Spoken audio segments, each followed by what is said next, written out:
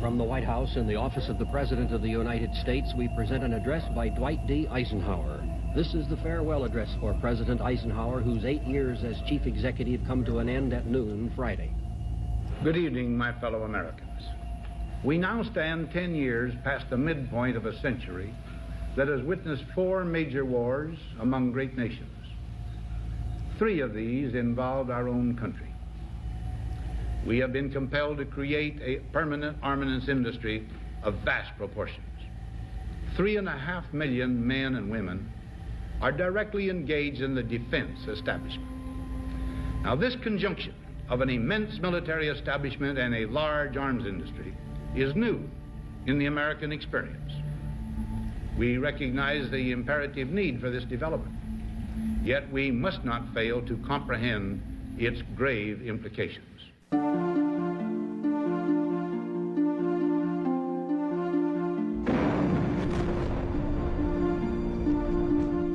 What are we fighting for?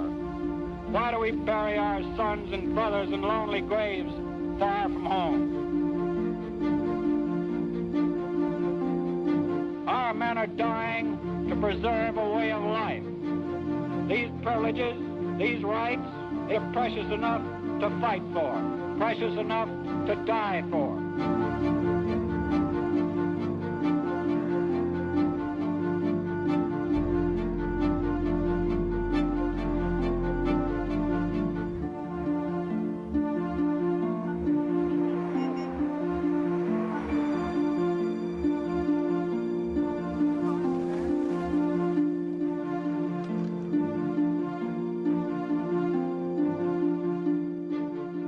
States is the greatest force for good in the world, and we have not an obligation to go out and fight and start wars, but to certainly do everything we can to spread democracy and freedom throughout the world. We shall pay any price, bear any burden to assure the survival and the success of liberty. What are we fighting for? Freedom? Freedom. I think we fight because it's necessary and because it's right. We're not talking simply about the price of gas. We are talking about the price of liberty. We seek neither territory nor bases. We fight for the principle of self-determination. America's strength and, yes, her military power have been a force for peace, not conquest. By keeping our military strong, by using force where we must, America is making a difference for people here and around the world. Our cause is just, and no matter how long it takes, we will defeat the enemies of freedom.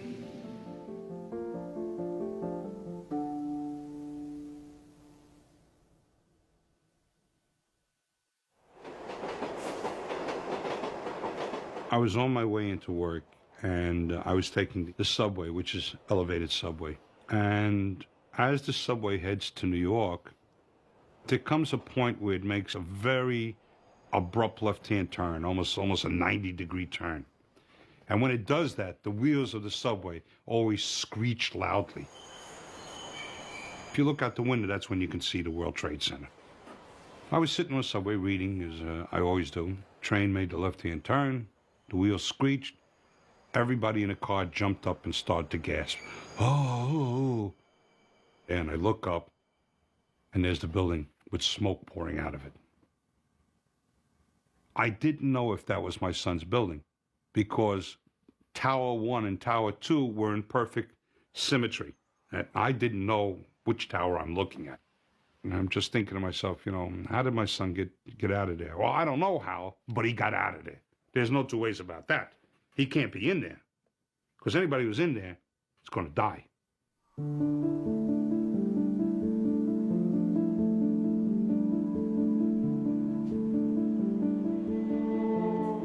Blowback. It's a CIA term. Blowback does not mean simply the unintended consequences of foreign operations.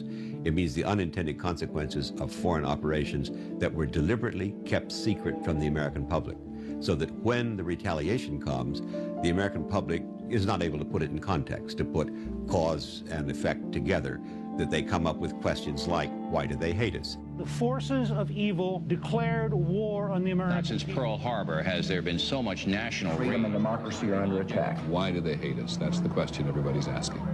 Our government did not want the forensic question asked, what were their motives, and instead chose to say they were just evildoers. And the towers keep falling. Every 5 minutes, they go to the tower again. I got on the phone, I called NBC. I'm listening to your newscast. How many times are you going to show those goddamn towers coming down? Don't you have any respect for the people who have family and friends in those towers?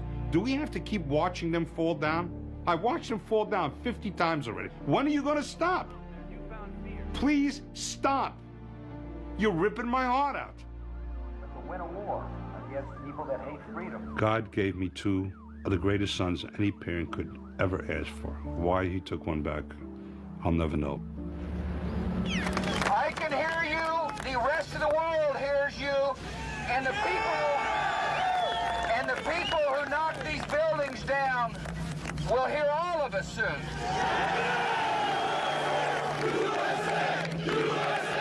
Somebody had to pay for this. Somebody had to pay for 9/11. I want enemy dead. I want to see their bodies stacked up for what they did, for taking my son.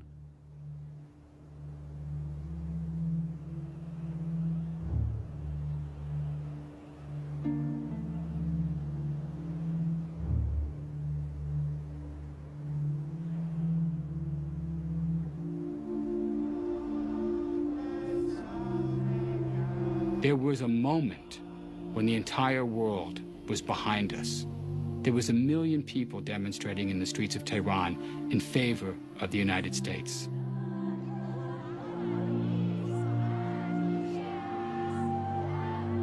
We had the world behind us. Now, kids are dying. Billions are being spent every month. Animosity against the United States is stronger now than it ever has been in history. What happened here? Is it just the experience of September 11th? Or is there something else going on here? When something like this happens, you've got to take stock of this. You've got to understand what went wrong here.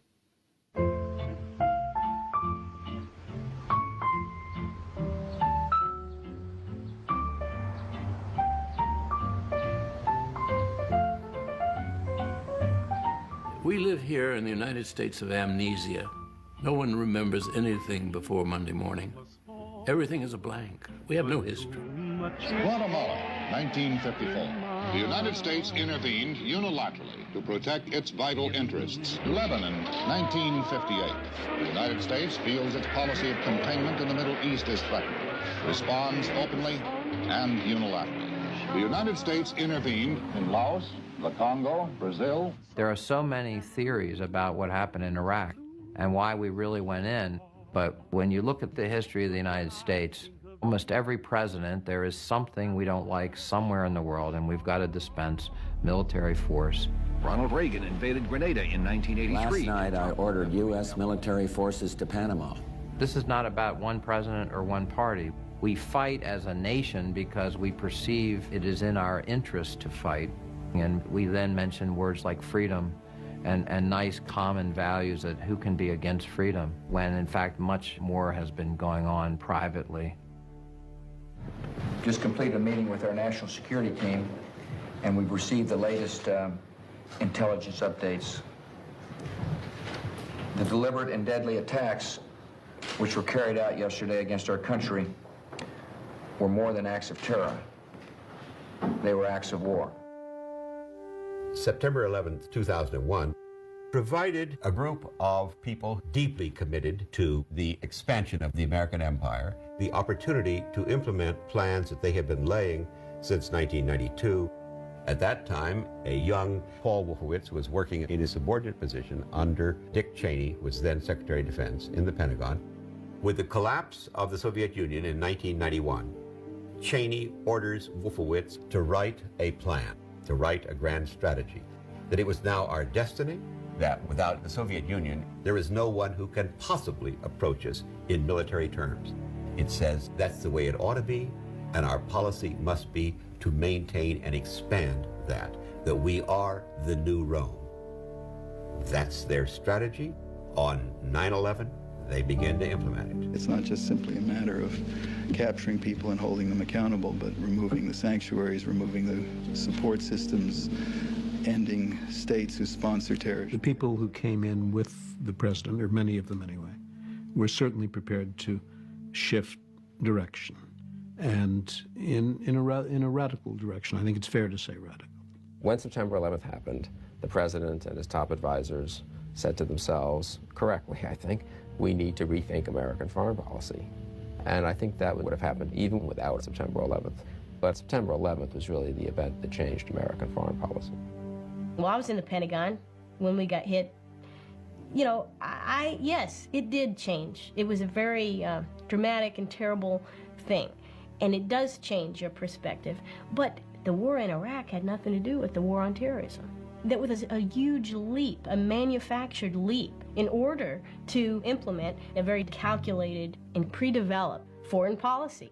We must take the battle to the enemy, disrupt his plans, and confront the worst threats before they emerge.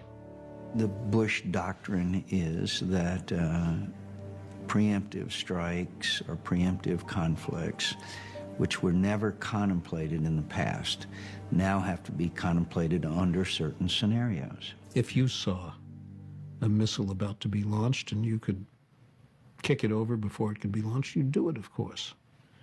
If you saw someone about to shoot at you and you thought you could shoot first, you'd do it. It's common sense. I don't know anybody who doesn't agree with that. So what's the big fuss about preemption?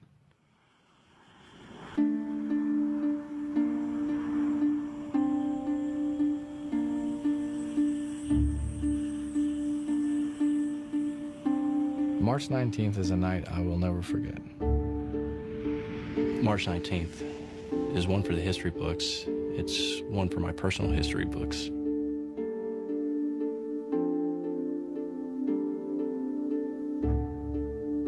When we first got the phone call, all we were told was we have a high priority mission, a high value target. It was what it was released to us it was a leadership target.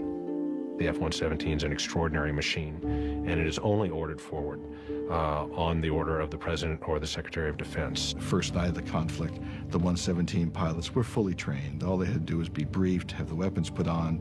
The whole mission up to this point was kept at the top secret levels.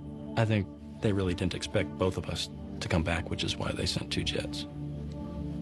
It's now 3:30. We have to hit the target at 5:30 or all bets are off. The President of the United States saw a target of opportunity, and they wanted to take advantage of it, and they did. It's quite chilly and cold. I'm looking southward, expecting any attack to come in from the south. The choice and the timing is entirely now in the hands of the Allies.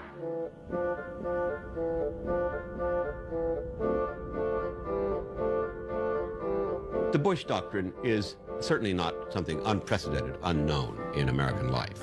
This statement that we are going to dominate the world through military power, that we reserve to ourselves the right of preemptive war. It is an extreme statement of what has been there in the works for a long time. World War II is, without question, the formation of the American military empire.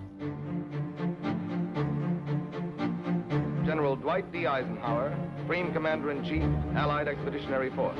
I have complete confidence that the soldiers, sailors, and airmen of the United Nations will demonstrate that an aroused democracy is the most formidable fighting machine that can be devised. Eisenhower was there and saw it happening.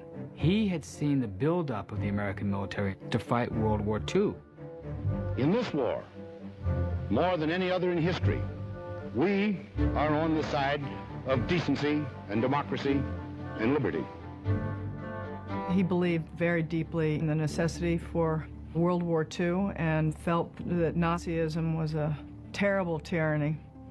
And he brought this conviction and drive to defeating Nazi Germany. People waited for this moment. the culminating victory, the end of the war.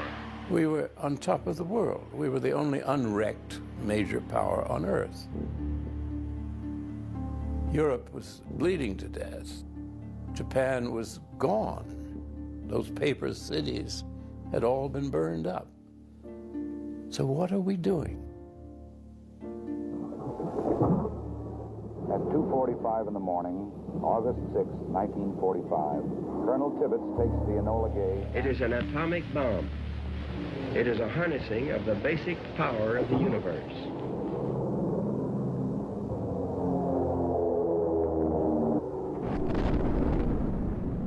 The United States bombed the Japanese city of Hiroshima on August 6, 1945, and 3 days later, they detonated another atomic bomb on the city of Nagasaki. What has been done is the greatest achievement of organized science in history. I can remember in the Pacific when the word spread that the bombs had been dropped. 99.9% of us were delighted because we'd been convinced that if Japan was not hit by nuclear weapons, 1 million of us would be killed. Drop those bombs and they will surrender. Well, they were trying to surrender all that summer, but Truman wouldn't listen because Truman wanted to drop the bombs. Why? To show off, to frighten Stalin, to change the balance of power in the world, to declare war on communism. Perhaps we were starting a preemptive world war. Eisenhower hated the dropping of them and thought it should not have been done. We just thought war was terrible enough as it was. I cannot trace the evolution in my dad's thinking. He was complex. He was a 5-star general, but he was never a military fanatic, never. One night in July of 45, that day, the Secretary of War had told my father about the development of the atomic weapon, atomic bomb. We were sitting up in his bedroom, and he said that his own first impression, his own emotion had been to be feeling down low. He wished we hadn't invented it. In the background was the growing conflict between two great powers to shape the post-war world. Already, an iron curtain had dropped around Poland, Hungary, Yugoslavia. You see, we had to fight communism wherever it was in the world. So a decision was made that the United States remain militarized permanently. We lack the weapons to defend ourselves. Build, prepare is the cry. Quickly, the government springs into action and initiates a gigantic rearmament program. A program designed to make America the arsenal of democracy. From that moment on, the American empire was in every corner of the earth. In Burma and Iceland. We were going to maintain dominance, not just of Europe, and not just of Japan, but of the entire globe. Oh, gee, I wish that I could be with you tonight. Gee, I wish. And gee, I know that everything will be alright. Be alright. The crickets are singing a love song. What are we fighting for? Fighting for continued freedom. That's the only way we're going to have it, I think. Why do we fight? I think that I honestly don't have an answer for it. It's the people who start the war who know what they're fighting about. I think we fight for ideals and what we believe in, so I hope that's what it is. Today, we don't have a broad-based American feeling about why we're fighting in Iraq. People's confidence in the United States is not what it was 15 years ago. It's not what it was during World War II. Yesterday, USA. Precious celluloid, such as the Why We Fight orientation films, familiarizing our soldiers. You know, it's interesting, Why We Fight was actually the title of a series of World War II films that were done by one of the great directors. Master of the art of motion picture entertainment, Frank Capra. The Frank Capra films, even back then, were propaganda to kind of build up a war fever. Americans fighting. But given that it was during a global world war, there were a lot of reasons that the Americans embraced. We're fighting for liberty, the most expensive luxury known to man. Today, if you went downtown to my local town and you asked 5 people why we're fighting in Iraq, you'd get 5 different answers. Why do we fight? I'm not quite sure, but I think it's for power and control, for greed. I'm not sure if we're fighting for the oil or not. We could be, we could not be. The government has more knowledge than I know. I think everybody has a different idea why we're there, and a lot of people think we shouldn't be. What we're seeing is a disconnection of our American foreign policy from the citizen, from the average American citizen. Why do we fight? Oh, I wish we didn't. I wish we didn't. Sometimes you have to, though.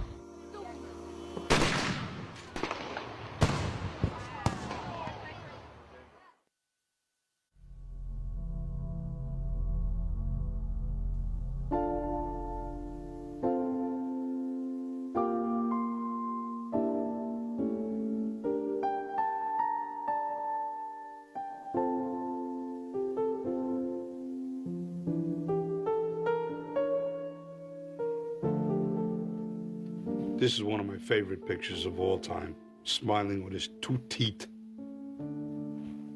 Man, Jason, what can I do for my son's memory? I'm not a millionaire. I can't build schools and libraries. I'm just a regular cop living on a pension. I want to be able to do something so that hopefully one day I can go over to my son's grave.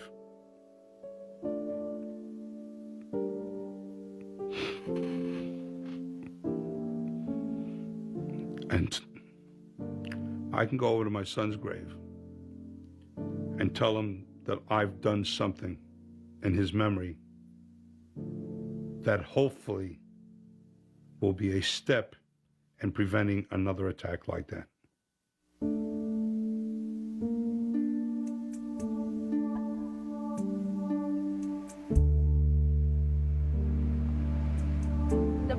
Designed to be delivered inside a target. So my expertise is in explosive technology, and so are a lot of my colleagues here at Indian Head.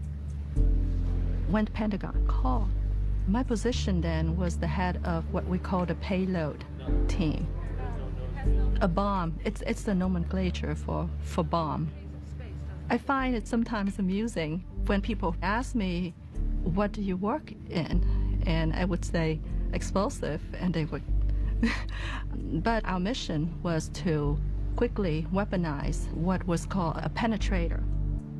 It basically was a big bomb engineered to enhance its blast effect inside confined structures such as tunnels, caves, etc. We're going to attack somebody. We're going to bomb someplace. There's no question about that. The question is, where are we going to do it and why? Do you think that after an adversary gets nuclear weapons is a better time to engage that adversary than now without? Iraq continues to flaunt its hostility toward America and to support terror. This is a regime that has something to hide from the civilized world. The invasion of Iraq in 2003 is to a very considerable extent about repositioning the United States as the country that must be obeyed. It's an easy way to send a signal to the planet that the United States is in charge and it's going to do what it wants, and anybody who defies the United States will be punished. The decision to attack Iraqi leadership at the opening salvo, it was a bold move. It was a new way of making war, and technology was able to provide our leadership that opportunity. We had received this new weapon called the Enhanced Guided Bomb Unit 27, and it was like the new candy at the candy store. We needed something that was going to give us the capability to strike through the weather and not worry about having to bring the bombs home. The whole of the city is still lit very brightly, but nobody's moving on the streets whatsoever. It's like everybody here is holding their breath. We really didn't know who was there and who was going to take the blow of what we were about to do. Both Colonel Toomey and I probably had our suspicions about who it was. We've gotten some indications that it may be Sons, it may be Saddam himself. Assassination, people sometimes think with precision weapons that maybe you can now assassinate people from very high altitudes. I mean, golly. First of all, if it's a fixed target like a building, you have the time to understand its location. The next hardest target is one that moves around, and the single hardest target of all is a human being. Sometimes before you can bring about democratic change, you have to remove the obstacle to democratic change. You have to remove Saddam Hussein because there's no hope for democracy with Saddam there. The point in many ways for these guys wasn't just to topple Saddam, it was to transform the Middle East. They want to take the U.S. military and go in and shore up American interest in the key area of the world. And that's their vision. They want to spread democracy around the world on the point of our bayonets. تتمنين العراق أن يصبح مثل أمريكا؟ والله شو أقول لك يجوز أكو ناس ترتاح أكو ناس ما ترتاح ما أريد مثلا يعني أريد مثل أمريكا مثل شوارعها حدائقها بنائها هيك أريد. إحنا من البداية واقفين ضد أمريكا، لكن أكو ناس اللي كانوا يرحبون بأمريكا هو قال صدق ديمقراطية وصدق أمريكا تحررنا. في الصراحة كيفنا كل احنا صفقنا. شو نصيح؟ عاش بوش، مات صدام. احنا جاي نصفق عاش بوش، مات صدام. I think most Americans don't want to police the world, but I think most Americans understand that if we don't at least help police the world, then no one's going to. Where the debate and controversy begins is how far does the United States go, and when does it go from a force for good to a force of imperialism? People complain a lot about American arrogance and American power, but the great threat for the future is not American power and American strength. It would be American weakness and American withdrawal. They do believe that this is not only for the long-term benefit of the United States, but it's for the long-term benefit of everybody else as well. We'll bring them American values, prosperity, peace, all the rest of it. But the way we're going to do that is to take over, even more than we did at the height of the Cold War.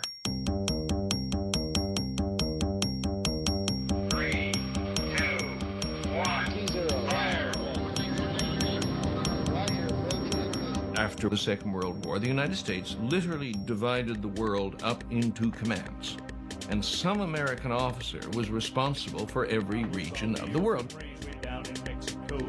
There was this domino theory. If any of these places fall to communism, then the next place and the next place and the next place will fall as well, and the next thing you know, they're in Missouri. Once upon a time, your hometown was safe, but not now. It is possible for a rocket to strike your home right now, today, right now. And what defense remains? Strength. Strength ready if we need it.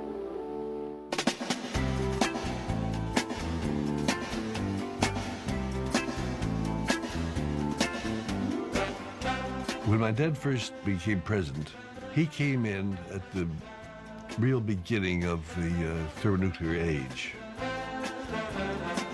I think we have to put the 1950s into perspective. We look back today and we think the 1950s was a period of Elvis Presley and poodle skirts. But in fact, it was a very dangerous period of time. Defense budgets throughout the Western world doubled or tripled in the 4 years between 48 and 52. The Soviets are outproducing America's aircraft factories. There is a threat, but we can't measure how much is enough defense spending to stop the Soviet Union. So by the time Eisenhower is president, there is a huge new flow of cash into defense industries. He was the first to acknowledge that a permanent military establishment would be required during this period, but that unless we could find some kind of breakthrough, that in fact it would end up creating a terrible cost. The cost of one modern heavy bomber is this: a modern brick school in more than 30 cities. It is 2 electric power plants, each serving a town of 60,000 population. It is 2 fine, fully equipped hospitals. We pay for a single fighter plane with 500,000 bushels of wheat. We pay for a single destroyer with new homes that could have housed more than 8,000 people. This is not a way of life at all, in any true sense. Under the cloud of threatening war, it is humanity hanging from a cross of iron. My father, as president, had strong guiding principles. He used to say, modern weapons take food from the hungry and shelter from the homeless. And so he was fighting with the Pentagon all the time for asking for too much and Congress for giving it to him. I don't believe we should pay 1 cent for defense more than we have to. Well, Eisenhower saw us starting to build program after program that was just out of control. And his own ability to shape national security policy was being hemmed in by these forces he couldn't control, and he was the president. On at least one occasion, Eisenhower was heard to say by those in the room, God help this country when somebody sits at this desk who doesn't know as much about the military as I do.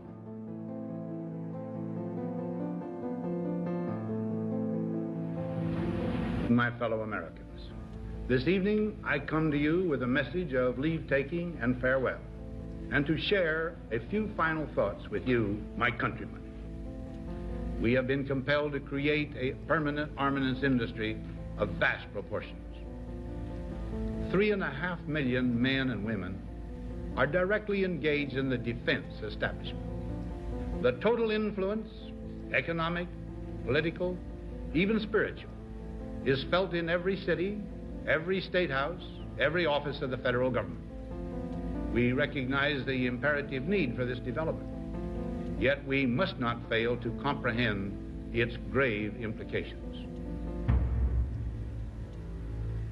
In the councils of government, we must guard against the acquisition of unwarranted influence, whether sought or unsought, by the military-industrial complex. The potential for the disastrous rise of misplaced power exists and will persist.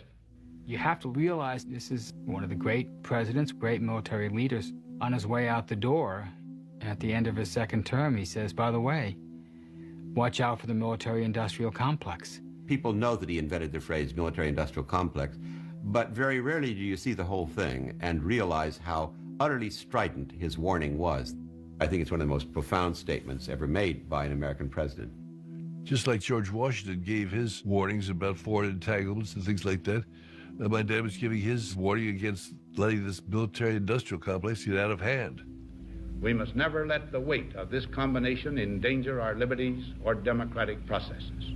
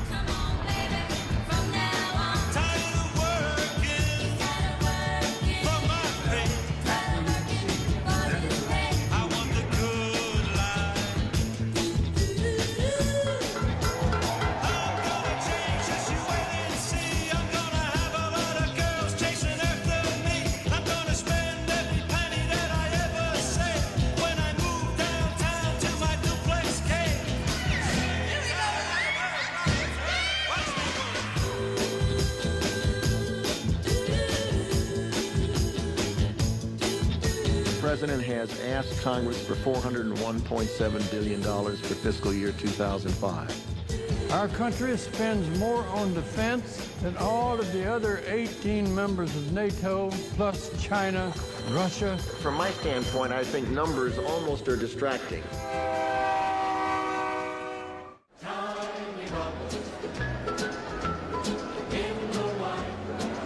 This is a medium machine gun, 7.62 millimeter, over 450 rounds a minute. So I'm here to see the hit-to-kill technology. I don't know if you're familiar with it, but it's a missile that goes up and shoots tactical ballistic missiles out of the sky. These are my two daughters. President Eisenhower's concern about the military-industrial complex, his words have unfortunately come true. He was worried that priorities are set by what benefits corporations as opposed to what benefits the country. Name any playing card that would come into your mind. 1, 2, 3, name a card. perfect. Now, we've never met before. No collusion. Which is really odd because collusion is our business. Yes, collusion with the military. You know, people sometimes think of the defense budget as you got to arm the troops, defend the nation. But for most people that are involved in it, you realize this is business. Competition for contracts between very large corporations. Industry has to have a bottom line that's black, otherwise their shareholders don't like that. So they have to find ways to interest the government in continuing to buy the product. Lockheed Martin and McDonnell Douglas and Boeing. Throughout America, there are factories, there are corporations that are involved on a daily basis to produce the weaponry, the ammunition, to carry out the American way of war. I'm just going to take your driver's license. Hi, sorry, cold hands, warm heart. The overall Raytheon mission in general is to be the premier supplier of solutions and meet all our customers' needs. Our job is to provide tactical missiles for all practical purposes. Paveway laser-guided bombs, Tomahawk missiles, Stinger missiles, Phalanx, which is actually a great big gun. The American way of war has been described as overwhelming firepower supported by overwhelming logistics. For every shooter out there, every man with a gun, there are hundreds behind supporting, providing the ammunition, the boots, the gas for the tanks, the oil. I don't guess I'm real proud of the fact that I make bombs, you know, for what they're used for. I think about when I see something explode over there, did my hands actually help make that, you know? I'd rather really be helping Santa make toys is what I'd really rather be doing. We try and connect our people with the actual guy in the field, in the plane. Some of them are their sons or their daughters.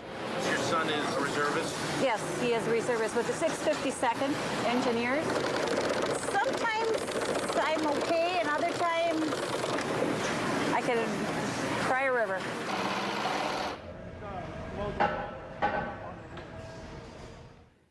You wrap the flag around every weapon system. Every weapon system is supposed to be for the troops, give the soldier the tools they need. But really what it ends up becoming is product competition. If you had the same car year after year, if industry didn't change the car at all, would you buy a different car?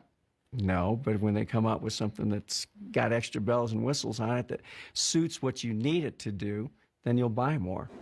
If you look at the weapons that we're buying, new aircraft carriers, new submarines, F-22 fighters, you know, for an attack that the FBI estimates probably cost Al-Qaeda or Osama $500K to pull off, we are now spending more than we did at the peak of Vietnam. A lot of what's going on is simply because people don't understand the larger architecture of how the Pentagon operates. Mr. Chairman and distinguished members of the committee, I am the U.S. Air Force Program Manager for the Boeing Company. Let's use the example of buying a weapon like a new fighter plane for the Air Force.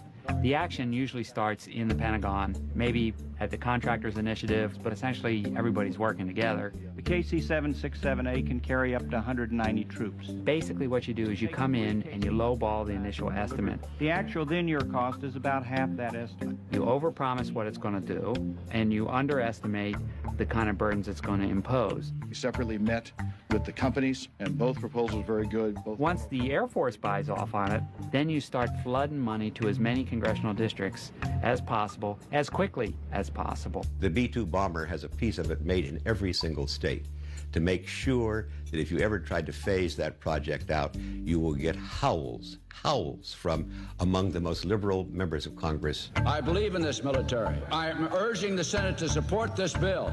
$66 billion for our men and women in uniform. Well, I just want to thank the chairman for working with me and adding $100 million to upgrade 10 additional B-1 bombers. And that B-1 has been a great asset for the projection of power. The F-35 Joint Strike Fighter, the F-A-22 Raptor, and... Because the military-industrial complex is not two links, it's three. It's the military and the industry and Congress. For a congressman, defense spending means jobs. Humvees are manufactured in my district in Mishawaka, Indiana by... Losing 100 defense jobs in his district could mean 500 votes. Because it's not just the 100 workers, it's their spouses, it's their children. It's the representative's duty to bring home the bacon. I am also grateful for the work that the House Armed Services Committee has done to fully fund the FA-22 program this year. God bless our contractors. It is our conclusion that the Lockheed Martin team is the winner of the Joint Strike Fighter program.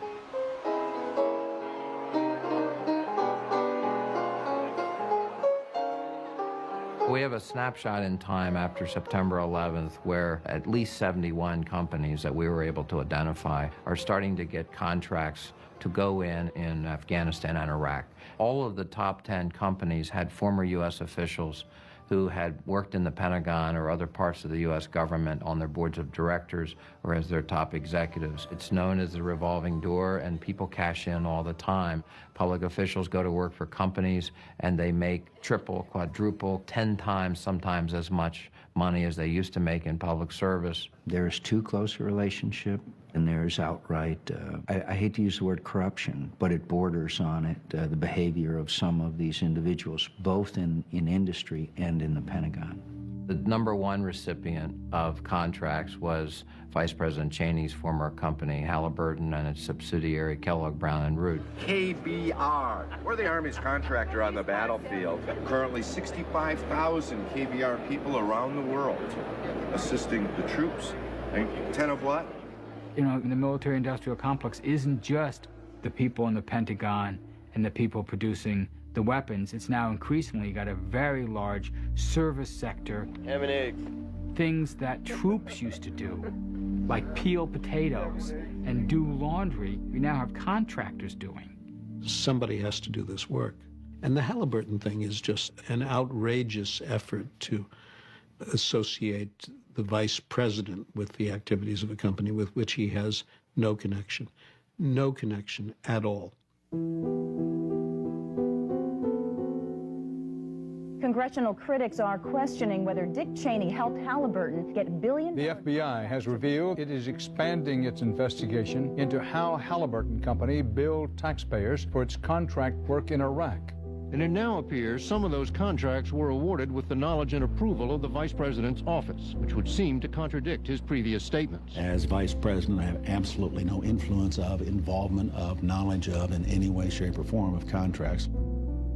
We did a report that took 2.5 years, $600,000, 33 people, including 10 investigative reporters on 6 continents, looking at private military companies and outsourcing war all over the world. And we noticed that in 1992, there was a contract of $9 million given out to a company, Kellogg Brown & Root, to study the idea, should the Pentagon start using the private sector to do some of the support type functions like food service, latrine duty, but even maybe some military things as well.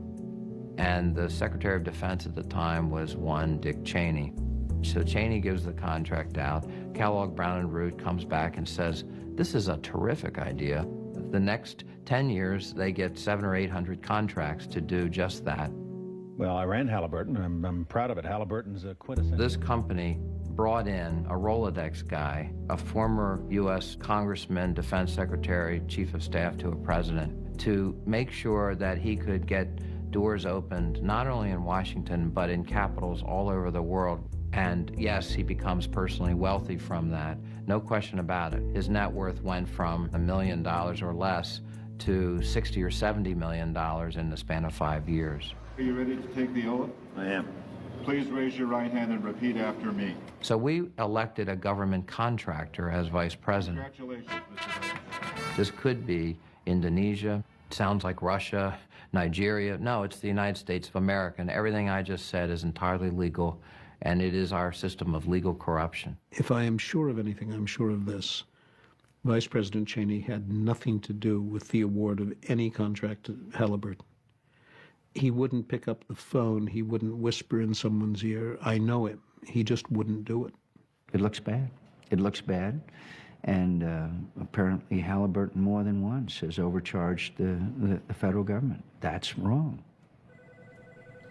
How would you tackle a problem like that? I would have a public investigation of what they've done. So, What's that?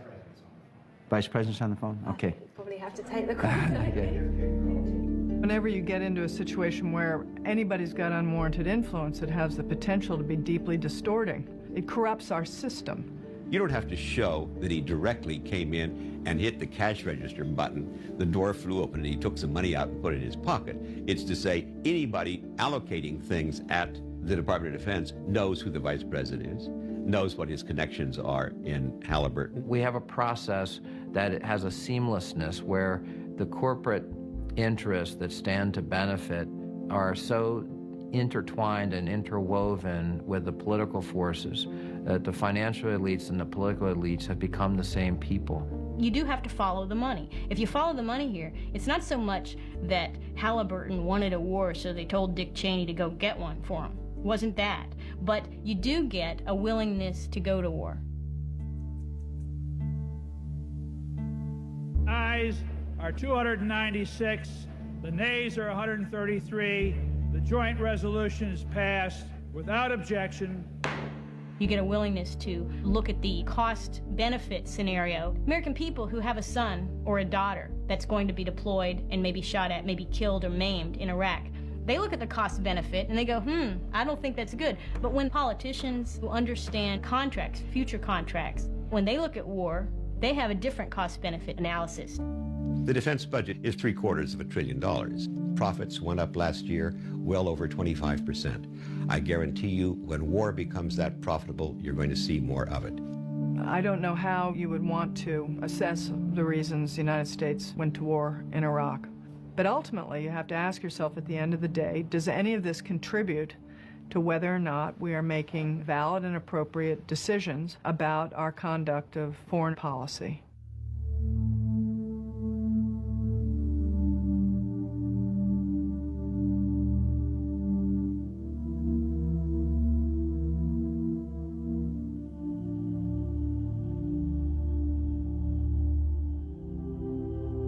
Why do we fight? I don't know why we fight. Being a military officer, I really don't sit back and look at who's with me and who's against me. My job is to make sure that my squadron, my unit is ready to go to war. There's always going to be people that disagree with what we do, and we can't stop that. That's part of democracy. From a soldier's perspective and stuff, it gets old listening to the debates on policy, but it's not ours to decide. We do what we're told. The first light of dawn is breaking above me. No explosions yet, just a distant sound of low rumbles all across the city. You can hear dogs are barking. They know that something is about to happen. هل تعرف ماذا كانوا يخططون السياسيون الأمريكي؟ لا والله ما نعرف، احنا ناس أميين. احنا نروح بذلنا ونجي بذلنا. تعلمت هواية وقهرت هواية، لأنه عرفت بأنه هاي الحرب هالمرة راح تكون نتائجها مو طبيعية، لأنه تهديدها كان قوي وبأنه أكثر يعني. This will be a campaign unlike any other in history. A campaign characterized by shock, by surprise, by the employment of precise munitions on a scale never before seen. You also have to understand that in trying to take out Saddam during OIF, we wanted the Iraqi people to have their infrastructure there and not be mad at the coalition forces. That's one of the great results of the military-industrial complex, the defense industry. With the advances in the weaponry now, we can destroy the target of our commander's choosing and minimize collateral damage, which is such an all-encompassing term, the risk to innocent life. Nobody's out there to just destroy things. Just because I wear a uniform makes me no different than anybody else that's sitting here in this room with me. I have the same family. I get up, I shave just like everybody else. The only difference is there's times when I have to leave my family and go to another country and go to war. We have the greatest fighting forces on the face of the earth. Our nation is blessed to have so many brave men and women who voluntarily risk their lives to protect our country.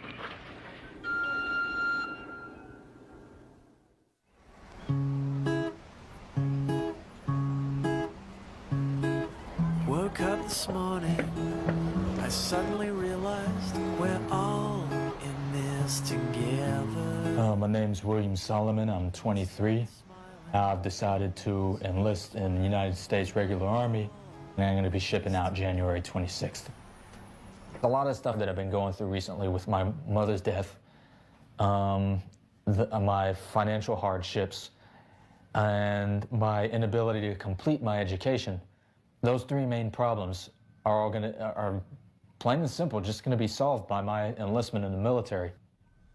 When Will first came in, he was actually talking to the Air Force, but he asked me a question about the Army aviation, and once he asked me a question, I told him about it. And then he showed me the brochure, some of the helicopters, and then like the RH-66, it's a stealth helicopter, and I was like, wait, they got this? At that point in time, you know, I explained to him our warrant officer flight program. Got all your paperwork? Got my You can take somebody right off the street as long as the person has a high school diploma, can come in, get a good job guaranteed to them. I think once Will found out about that, he was pretty much locked in. Like 120. He was completely unlike what I expected of a recruiter when I first spoke with him.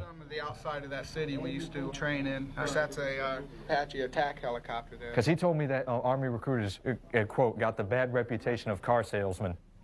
The toughest part about recruiting is gaining a person's trust. Whatever we say, we back up with black and white regulations, so there's no smokes and mirrors around here. You fixed up my life real good, man. You're going to make sure, because of you, I'm going to retire real nice. Because I'm thinking of it as a career thing. Every little bit of strife I've gone through in my life, every little inconvenience I've always, or since I signed the papers anyway, I just looked at as something that'll make basic training that much easier.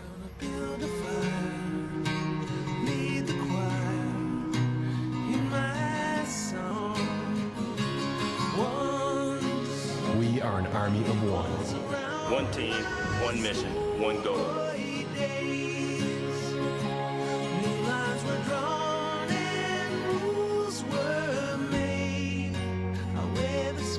You know, the whole idea of you can be all you can be if you join the Army. Look at how we appeal to them. You're going to learn a skill, you're going to get a trade, you'll be able to go to college, give you all these benefits if you go and serve your country. We appeal to people's self-interest and then put them into a situation which is based on self-sacrifice. Didn't really have much of a blood family. My mom was the only blood. Me and my mom. Hold on. Hello. Hello? Yeah, Jamie. I mean, I got real good friends, and they've been just as good as a blood family, but they're not that supportive of me going in. They say, you know, try and give me boogeyman stories about what's going to happen in basic. As rough as basic can be, it can't be as bad as they say. I'm not worried. Right now, you have more of a separation between the military and particularly the middle class and the upper middle class in this country than existed even under the draft era. If you go back to Vietnam, basically the inequity of the draft helped prolong the war. As long as the poor and unrepresented were dying, people went along with it. You know, we got out of Vietnam effectively when the lottery started and middle-class kids were getting killed. First thing that happened was they went to this all-volunteer army. And that solved the draft inequity problem because everybody's a volunteer. This is supposedly a stealth helicopter, which hopefully will go into service by the time I become a pilot. And that makes the military much easier to use because, you know, you guys are fucking volunteers. Screw you. You signed up for this. You know, the objections don't carry as much water. In a period of increased tension, the advantage gained by flying men into position quickly might represent the difference between success or failure in a military operation. I arrived in Vietnam in July of 1965. I was part of the buildup to 50,000 troops. I remember saying to one of my buddies, you know, this keeps up, they're going to have 100,000 troops over here. And he laughed. He said, what are you, nuts? They'd have to declare war for 100,000 troops. My fellow Americans, renewed hostile actions against United States ships on the high seas in the Gulf of Tonkin have today required me to order the military forces of the United States to take action in reply. I was assigned to a helicopter company, 13th Aviation Battalion. I was a door gunner on one of the helicopters. It was quite an experience for, a 21-year-old kid. You're involved in taking people's lives.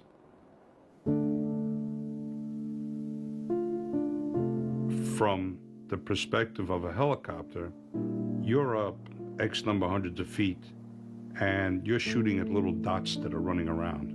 You're not shooting at somebody face to face. Okay, there's a blue shirt on a trail down here. Come on, right. Okay, there, got a tanker. It's almost like they're not real human beings. They're objects. They're objects.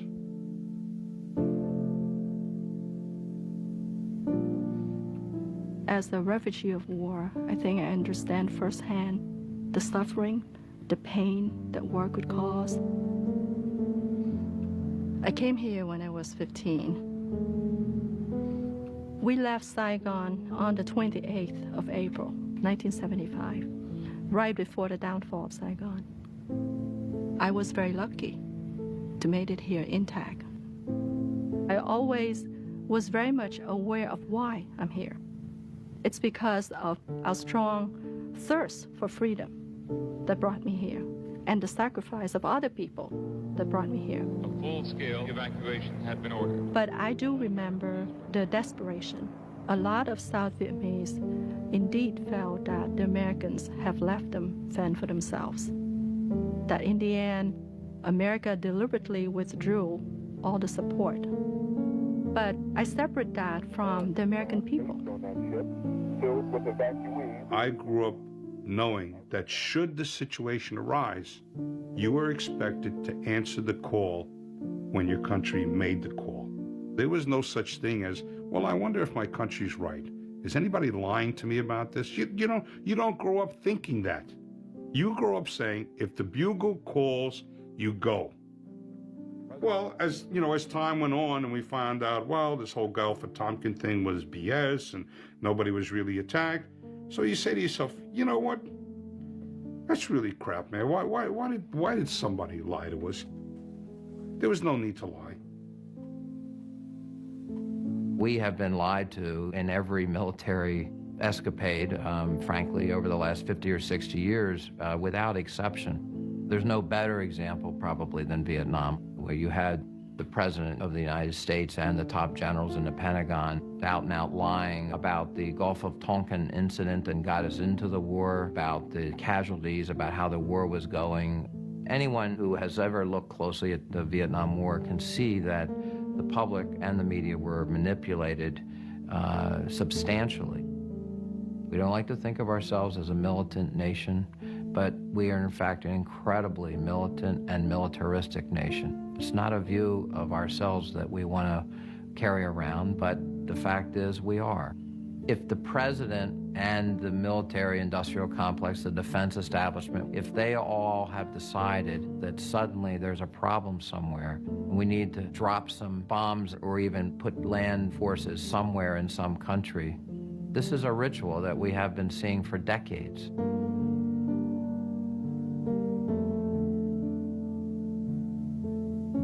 We've toppled governments, we've done coups d'etats, we've used intelligence services for covert purposes and done horrible things around the world, and we have put up with the most heinous human rights abusing countries. We have propped them up, we've even trained them how to commit human rights abuses.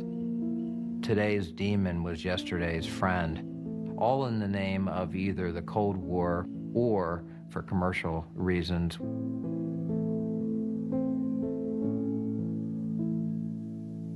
It's basically economic colonialism. No one uses the colonialism word, but instead of just taking over the countries, we have a better way. We just go in and have free markets, whether we're trying to sell our products to their citizens or we're trying to mine their resources. We need to be in that country for some reason, and therefore we're going to talk about free markets, free trade. But what's really going on is we want our companies to get rich in your country. There she is. That's what all the fuss is about, oil. It's kind of pretty, isn't it? Oil. coming up out of the ground to make life a bit more easy for all of us. The United States is the world's largest consumer of fossil fuels. Oil is what drives the military machine of every country. That is, it provides the fuel for the aircraft, for the ships, for the tanks, for the trucks. Control of oil is indispensable. When you run out of it, your army stops. There is a direct connection between events that happened more than 50 years ago and the war in Iraq today. In 1953, the Prime Minister of Iran, Mohammad Mossadegh, became extremely irritated. The British were ripping off his country's national resources. He wanted a greater share in it. The British came to the new President Eisenhower and asked for help on this. Eisenhower very conveniently declared Mossadegh to be a communist, and we then set the CIA to overthrow him. 3 days of bloody rioting culminating in a military coup. The result was we brought the Shah to power, and he created an extremely repressive regime that within 20 years had led to a revolution against him. The Ayatollah Khomeini creates a government that is violently anti-American. For Americans shot up the Hilton. Khomeini said, quote, I pray to God to cut the hands off all those foreign advisors. In the after-action report by the CIA on what they had done in Iran in 1953, they said, we're going to get some blowback from this. We then made a puppet out of Saddam Hussein in Iraq, who was a friend of ours. He was an asset in the CIA's computers. We did so because he was anti-Iranian. He was very fearful that the revolution in Iran would spread into his country. He therefore went to war with Iran. The war was extremely bloody, went on throughout the 1980s. Unfortunately for Saddam Hussein, he began to lose the war. At that point, in comes the United States in the form of Donald Rumsfeld, sent to Saddam Hussein by President Reagan to tell him, we will supply you with intelligence, we will supply you with the weapons you may need through covert means. It is why cynics in Washington say, we know Saddam Hussein had weapons of mass destruction, we have the receipts. This is what we mean by blowback. He remained a friend of ours right up to his invasion in the summer of 1990 of Kuwait. We became alarmed when he invaded Kuwait that he could also go on and invade Saudi Arabia itself. The largest reserves of oil on earth. We stationed troops in Saudi Arabia. It was a mistake in every sense of the term.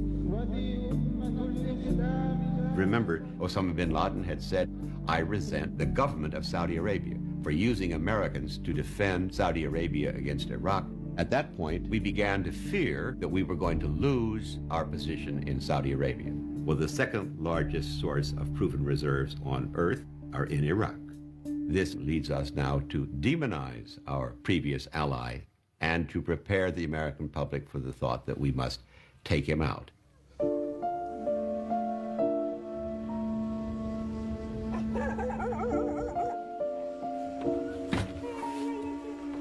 I'm retired Air Force Lieutenant Colonel, retired from the military after 20 years. I initially started in the Air Force, and they trained me as a communication electronics officer, and I did that for about 15 years. And once I joined the Pentagon, I became a political military affairs officer for Sub-Saharan Africa and Middle East. Things were strange from the very beginning of my assignment. Within a week or so, it became clear to me that war was going to happen. This toppling was going to happen. It was just a matter of bringing the American people up to speed and getting them behind this effort. A number of people from outside of the Pentagon, political appointees, were flowing into our office, and they were working Iraq issues. These political appointees that we had came from a very small set of think tanks. As Eisenhower said, the military-industrial complex is really three components. There's the military professionals, there is defense industry, and there is Congress. There is now a fourth component, and that is the think tanks. You know, one of the little-known secrets of Washington is that policy isn't really generated very much within the policy apparatus. A great number of the ideas come from outside the government, from various think tanks, like the Project for the New American Century. Saddam Hussein, here's the man, here he is in his box. I wouldn't exaggerate the influence of the Project for the New American Century. It's a very small think tank, but in some respects we argued for, I suppose you might say, elements of the Bush Doctrine before the Bush Doctrine existed or before George W. Bush became president. The group included principals like Rumsfeld, but it also included a large number of people more or less unknown to the American public. And these people all know each other.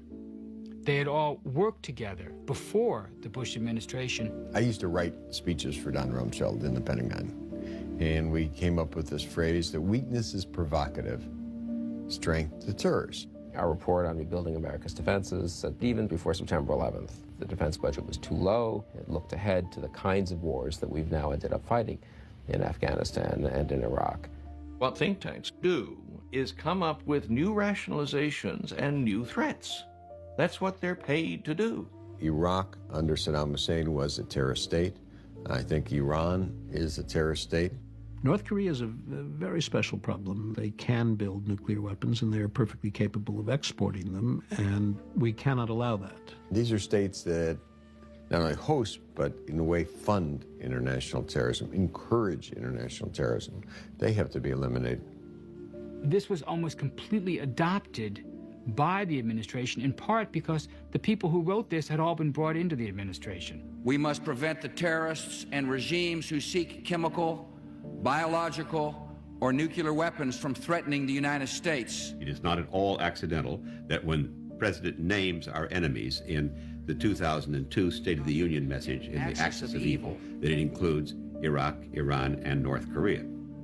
So in a real way, we have this new phenomenon where think tanks are now an integral part of what we used to think of as the military-industrial complex. Eisenhower may well have been predicting these people when he talked about if we didn't keep an eye on the military-industrial complex, we would see what he called a disastrous rise of misplaced power.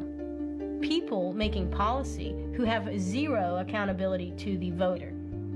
So throughout the summer, something was operating in the Pentagon that was unique. In August of 2002, it was announced to us that all of those folks that had come in and made up this expanded Iraq desk would be called the Office of Special Plans. The Office of Special Plans was created in the Rumsfeld Department of Defense in order to produce the intelligence that the President and the Vice President wanted, making an enemy out of Iraq. Pull up a chair over here, General. The Office of Special Plans had one primary job, and that was to produce a set of talking points on the topic of Iraq, WMD, and terrorism. And we were to use them in any document that we prepared, exactly as they were written in their entirety. We were, all of us, myself included, very familiar with what the intelligence was saying about Iraq. But the problem was, when you look at what was in these talking points, you could tell it was designed to convince the reader that Iraq, and Saddam Hussein specifically, constituted a major, serious, terrible, evil threat to not just his neighbors, but to the United States. His regime has the design for a nuclear weapon, was working on several different methods of enriching uranium, and recently was discovered seeking significant quantities of uranium from Africa.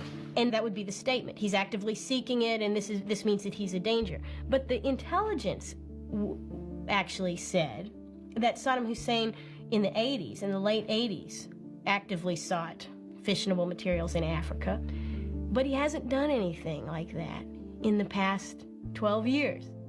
The statement would act like he did it yesterday, taking bits of intelligence out of context, without the qualifiers, without the rest of the story, and placing it as a bullet and presenting it as if it's a factoid. There is no doubt that Saddam Hussein now has weapons of mass destruction. And this was given to us, action officers, to use in papers that we would prepare for our higher-ups, to include guys like Wolfowitz and Rumsfeld. The United States knows that Iraq has weapons of mass destruction. The UK knows that they have weapons of mass destruction. Any country on the face of the earth with an active intelligence program knows that Iraq has weapons of mass destruction. These guys were manipulating public opinion. Okay, creating falsehoods and fantasies to inspire fear in the American people so that they could have their war. The President of the United States.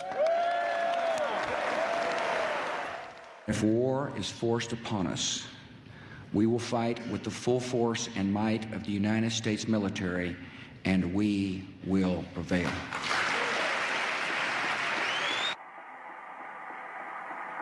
Evidence from intelligence sources, secret communications, and statements by people now in custody reveal that Saddam Hussein aids and protects terrorists, including members of Al-Qaeda. I remembered when I was in Vietnam, we used to get requests, can you put my father, my son's name on the side of the helicopter? Can you put it on a rocket? I said, you know what? That's a good idea. I'm going to do that. I'm going to try to do that. So I sent out emails to the Secretary of all the Armed Forces. I'm a retired New York City Police Department sergeant and a proud Vietnam veteran. I lost my son on 9/11. I can't tell you in words what his loss means to me. I would respectfully request if you could put his name on some piece of armament in the Iraq War. You know, we haven't caught bin Laden, but, you know, let's do something here. Who was responsible? Come on, let's hit him. Iraq was responsible. Good, let's go. You say Iraq? Let's go. Let's get in there. Let's kick the hell out of them. It turns out it's not that hard to get a country to go to war. That even in a country like the United States, where there is freedom of information and multiple media channels, that an administration can just dominate the debate, dominate the argument. We have this idea that we have lots of information available. There's so much that's not available, and so much of the truth, quote unquote, is obscured by political actors who don't want the world to see what they're doing.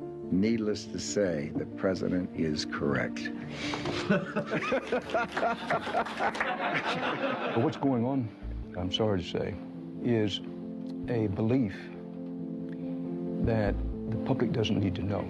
The policy is? I'm working my way over to figuring out how I won't answer that. Limiting access, limiting information to cover the backsides of those who are in charge of the war is extremely dangerous and cannot and should be accepted. Now, I'm sorry to say that up to and including the moment of this interview, that overwhelmingly it has been accepted. The Pentagon, for many years now, since Vietnam, has worked extremely hard at shaping news and how the media reports that news. We train people to say certain things in a certain way. Our defeat and humiliation in South Vietnam. What they learned from Vietnam, above all, was that they lost the war because they couldn't keep it private from the American public. After the Vietnam War, the Pentagon began studying how can we make sure there are no more body bags in American living rooms? And we must find a way to no longer allow reporters in the field to actually see death. You get to the Iraq War when they discover this new, typical bit of Pentagon jargon called embedding. The gunfire coming from the tops of the building. We've gotten to know these Marines very well. We do live with them, we eat with them, we travel with them. But I think, remained objective. The embedded coverage had flags and banners, but no one was actually finding out the truth about the reasons, the rationales for going in. I have great respect for the media. I mean, our society is a good, solid democracy because of a good, solid media. But I also understand that a lot of times there's opinions mixed in with news. We won't disagree with that, sir. And let's just really be honest. Reporters and news organizations need access to power. They need the president. They need the defense secretary. They need these people to speak, to be on camera, to do interviews. What you have is a miniature version of what you have in totalitarian states. That they produce films about how great the great leader is and how he's getting greater in every way, every day. There will be a day of reckoning for the Iraqi regime, and that day is drawing near. Ladies and gentlemen, the United States Army Chorale. Another day is dawning in America. From coast to coast, our spirit shines right through. Saddam Hussein and his sons must leave Iraq within 48 hours. Their refusal to do so will result in military conflict, commenced at a time of our choosing. So don't stop believing in what we stand for. Oh, don't stop believing in America. Here's to America,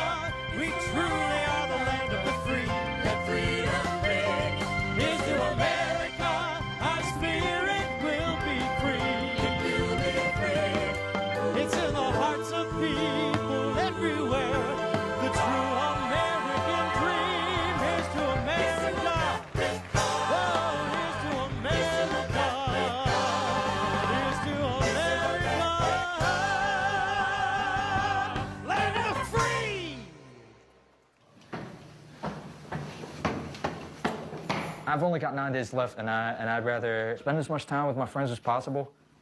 Get all my stuff in storage, because there's still a few items I got to put in storage. Except for this TV, a couple weights there, and this right here. This hammer and this Snoopy soap thing I've had since before I can remember. That's just stuff I want to put in storage because of its sentimental value. I never really had that many feelings toward the place, except for the fact that my mom lived in it for a while. But my mom ain't here anymore, so all the feelings I had associated with that place went away along with my mom. There was a point where I almost blamed myself for my mom's passing. I'm handing over the keys because she so didn't want me to go into the service. I had spoken with her about it and said, if anything goes wrong, I'm gonna have to go into the service. I told her that. If anything goes wrong, if you pass away, I'm gonna have to go into the service because as it is, I can't take care of myself normally in the civilian world. What I'm gonna miss the most, like just a normal day sitting down with the friends, because that's not what I'm gonna get for months on end of the stretch. That I'm gonna miss. And this view right here, this view looking outside the window, I've been seeing this since like 1990. I used to hate this view. I think somehow I still do, but it's strange to think I might actually miss it. Probably not. It's just buildings. It's my friends that I'm gonna miss. I have 2 sons, and I will allow none of my children to serve in the United States military. If you join the military now, you are not defending the United States of America. You are helping certain policymakers pursue an imperial agenda. In February of 2003, 10 million people around the world marched to demonstrate against the war in Iraq, the largest demonstrations in British history, 2 million in London, 400,000 in New York City, 1 million each in Berlin, Madrid, Rome. On this February day, as this nation stands at the brink of battle, every American on some level must be contemplating the horrors of war. And yet this chamber is for the most part ominously, dreadfully silent. You can hear a pin drop. Listen. There's no debate. There's no attempt to lay out for the nation the pros and cons of this particular war. We have a Congress that failed in every way to ask the right questions, to hold the president to account. Our Congress failed us miserably, and that's because many in Congress are beholden to the military-industrial complex. I would think Eisenhower, must be rolling over in his grave. In some ways, the military-industrial complex may become so pervasive that it's now invisible. This is about, ideas and influence and what's safe for your career. Being seen in opposition to strong defense policies is a liability, not just for a politician who wants to run for president, but for an expert who wants to make a name in town, for a journalist who wants to get his or her story on the front page of the paper. In this way, restricting the level of discussion to this rush for war. Mr. Vice President, do you think the American people are prepared for a long, costly, and bloody battle? I don't think it's likely to unfold that way, Tim, because I really do believe we will be greeted as liberators.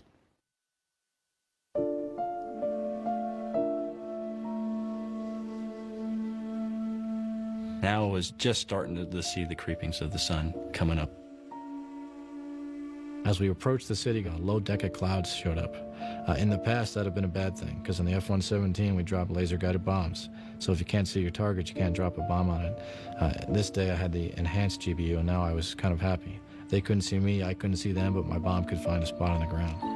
But still, extraordinarily, people heading towards work. 1 or 2 cars actually racing past me. They know things begin to happen now.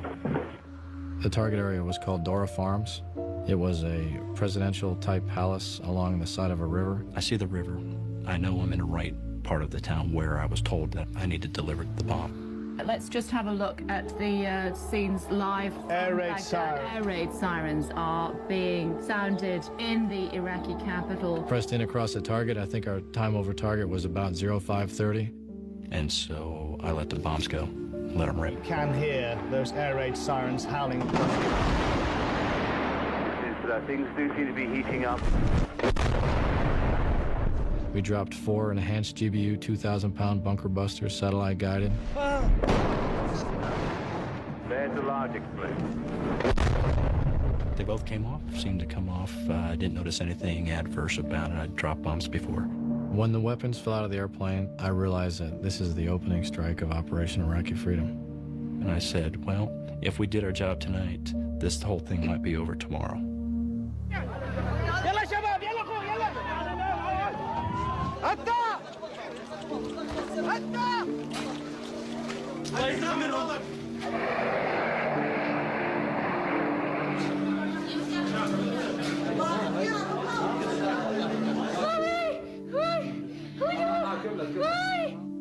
اللي شفناه لأول يوم الحرب ذهلنا وكنا أكثر شيء حالة سخط صايبة الجسم من الأطراف وكانوا طبعا أطفال ونساء مدنيين بصورة عامة كلهم كانوا مدنيين ما استقبلنا أول أيام الحرب أي عسكري يعني حسب ما عرفنا بعدين إن هم من الدورة كانوا الجرحى مدنيين قاعدين في بيوتهم ساعة الفجرية. There's no question but that the strike on that leadership headquarters was successful. We have photographs of what took place. The mystery of what happened begins here at a palace compound called Dora Farm. One weapon clearly missed. Others landed just outside the wall, destroying other buildings. حدث عندي ابني وولد اخوي احنا ببيت عائله واحده يعني بالدوره بيت وقع عليه الصاروخ مع صديقهم يم المزرعه وراحوا يطلعون القراض من البيت ووقع عليهم الصاروخ.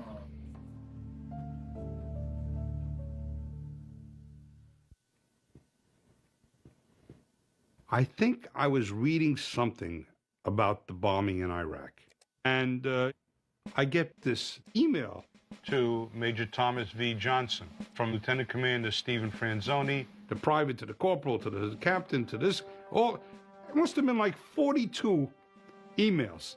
And some of them were saying, well, I don't know if we can do this. Sirs, normally we do not take personal requests.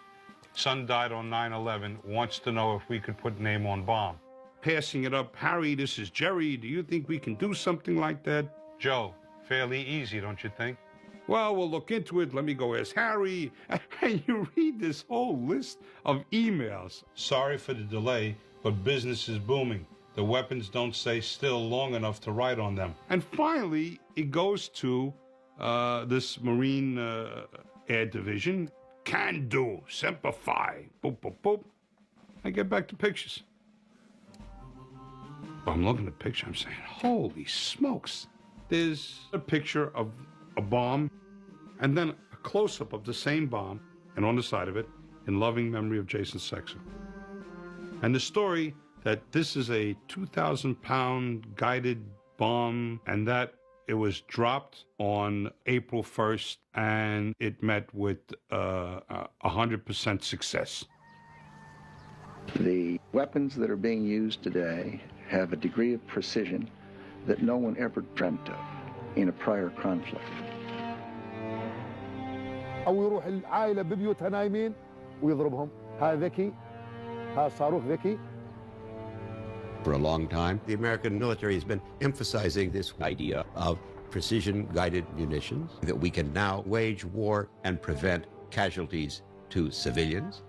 It simply isn't true. The bombs aren't that reliable. The precision guidance isn't that good. I would say, is there a personal computer owner on Earth who has not had his machine bomb on him or lose his work that day? There's not a one who hasn't had that experience.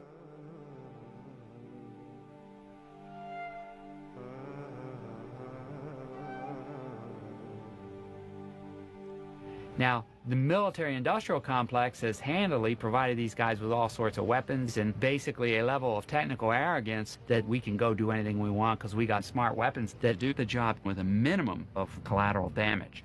But it's BS as far as I'm concerned.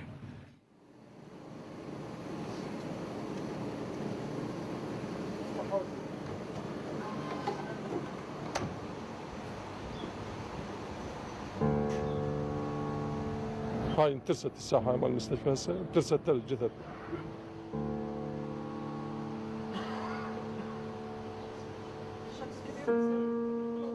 الجثث اللي رأيتها يعني 90% هي مدنيين وموجودين عندي بسجل هسه مثبتين اشوفكم السجل يعني 90% هم مدنيين كانوا واطفال مسجله هسه موجوده عندي بالسجل. الخاص يعني اللي قتلوا بالحرب يعني هذول اللي عندنا هنا بالمستشفى. ربة بيت، عسكري، طالب، عسكري، طالب، مدني، ربة بيت، مدني، كاسب، ربة بيت، كاسب، طفل، ربة بيت، طالبة.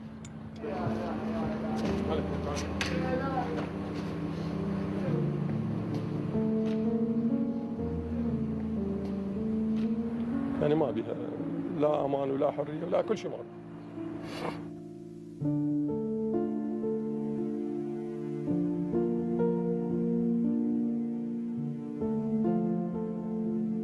It still seems like a dream to me. I mean, we tell the story about it and we sit down and talk with your kids and you get some tough questions.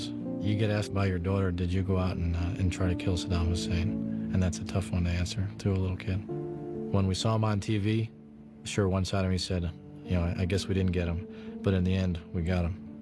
How many times in a lifetime does an individual get the opportunity to take the opening shots in a conflict that will liberate a people?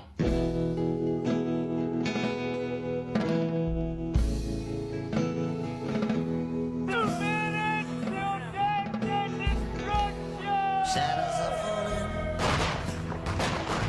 and I've been here all day. It's too hot to sleep,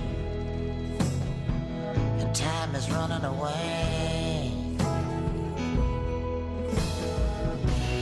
Feel like my soul has turned into steam. I've still got the scar. You got a weapon? At the sun.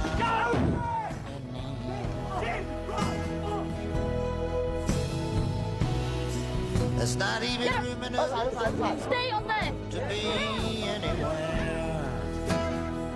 So let there be no doubt that the liberation of Iraq transformed the country, and how you did it will transform how we defend our country in the 21st century. 4 more U.S. troops lost their lives today in Iraq. The only son I had. With U.S. casualties mounting in Iraq. Car bombs exploded and 2 blood was shed there today on a horrific scale.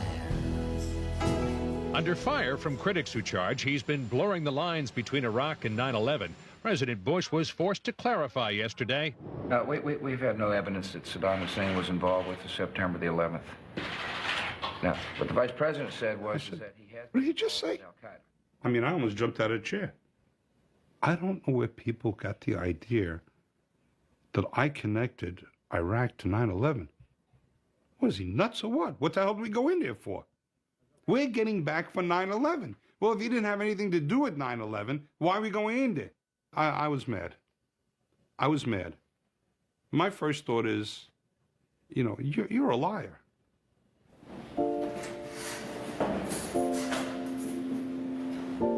I'm from the old school. Certain people walk on water. And President of the United States is one of them. If I can't trust the President of the United States, I don't know. It's a terrible thing when American citizens can't trust their president. You begin to wonder, what the hell is with the whole system?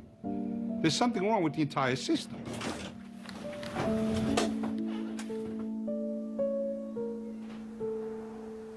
The government exploited my feelings of patriotism, of a deep desire for revenge for what happened to my son. But I was so insane with wanting to get even, I was willing to believe anything.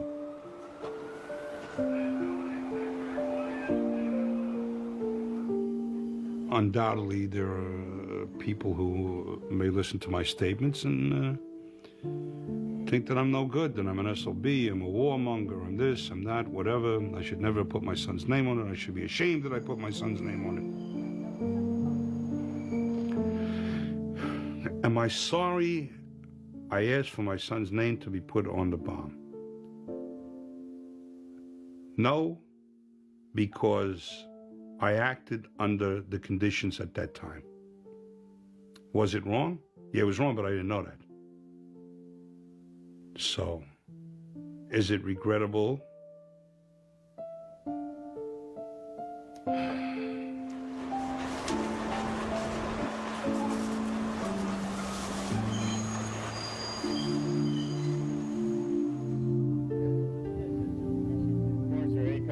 President accounted for.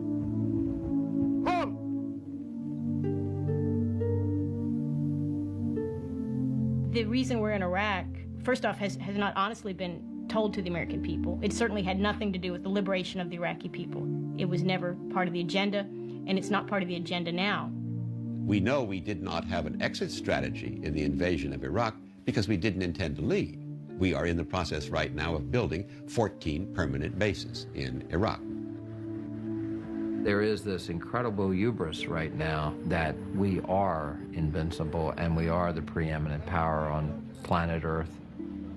American power and American empire is actually flaunted in people's faces around the world, where we rub our shoe in their face and tell them that we're top dog. And you will work with us because you sure as hell don't want to be against us. The world has changed, and we're not going back to where we were. I find one of the sillier ideas is the notion, and you hear it all the time, American policy has been hijacked by a handful of people, and as soon as they're out of there, we're going to go back to the way it was. They're wrong about that, because we are not the same people we were before. We're walking on thin ice. We are treading the same path taken by the first democratic regime ever created in the Western world, namely the Roman Republic. The Roman Republic inadvertently acquired an empire around the world, and they then discovered that to maintain, expand, protect this empire, they required standing armies. Standing armies is what George Washington warned us against in his farewell address, that they will destroy the structure of government that we tried to create in our Constitution to prevent the rise of an imperial presidency. The single most important article in our Constitution is the one that gives the right to go to war exclusively to the elected representatives of the people, to the Congress. Our Congress, in October of 2002, voted in both houses to give this power to a single man, including the use of nuclear weapons if he so chose, and of course, less than 6 months later, he did choose to exercise it in Iraq. For too long, our culture has said, if it feels good, do it. Now America's embracing a new ethic and a new creed. Let's roll. I think the history of the United States as a work in progress and our attempt at democracy here is a constant struggle between capitalism and democracy. And there have been ebbs and flows where democracy looks like it's winning. You rein in those powerful forces. But the fundamental reality is that most of the government's decisions today are substantially dictated by powerful corporate interests. Clearly, capitalism is winning. على وضعها هذا وتصرفاتها هذه أمريكا تفشل وتفشل من الدول نهائيا وتصعد غير دول مكان أمريكا. وأني مو سياسي لكن تحليلي كرجل عادي هذا أمريكا تخسر لأن تصرفات أمريكا مو تصرفات مال دولة كبرى. In my lifetime, I have seen the collapse of the Nazi, of the Imperial Japanese, of the British, French, Dutch, and Russian empires. They go down pretty easily. What I want Americans to understand today, the price of liberty is eternal vigilance, and we have not been vigilant since Dwight Eisenhower issued his warning to us back in 1961 about the dangers of unauthorized power in the form of the military-industrial complex. We should take nothing for granted. Only an alert and knowledgeable citizenry can compel the proper meshing of the huge industrial and military machinery of defense with our peaceful methods and goals, so that security and liberty may prosper together. You got to realize 20 years of the military, you're trained always to respect authority, to be a team player. When the war started in Iraq, I hit a turning point in where my values as an officer diverged. Hey, buddy!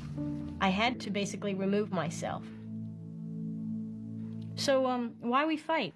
I think we fight because too many people are not standing up saying, I'm not doing this anymore. I fought in a war, and I left my friends behind me to go looking for the enemy, and it wasn't very long before I would stand with another boy in front of me, and a corpse that just fell into me, with the bullets flying round. And I reminded myself of the words you said when we were getting on, and I bet you're making shells back home for a steady boy to well. I fought in a war, and I left my friends behind me to go looking for the enemy of the decade gone before. I reminded myself of the words you said when we were getting on, and I bet you're making shells back home for a steady man to wear. And it's not what I wanted to think of you, as if you're waiting for this letter to arrive, because I'll be here quite a while.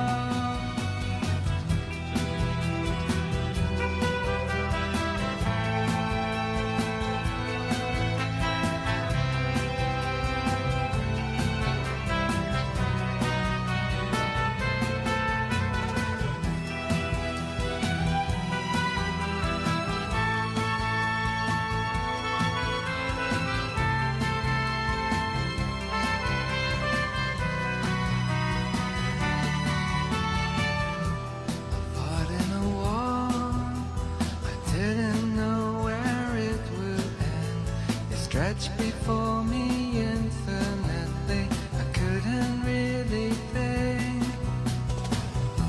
of the day beyond now. Keep your head down, pal, there's trouble plenty in this hardest day. I can see hope, I can see light. I reminded myself of the looks you gave when we were getting on. You're making shells back home for a steady man to wear. And it's not what I want to think of you, as if you're waiting for this letter to arrive, because I'll be here quite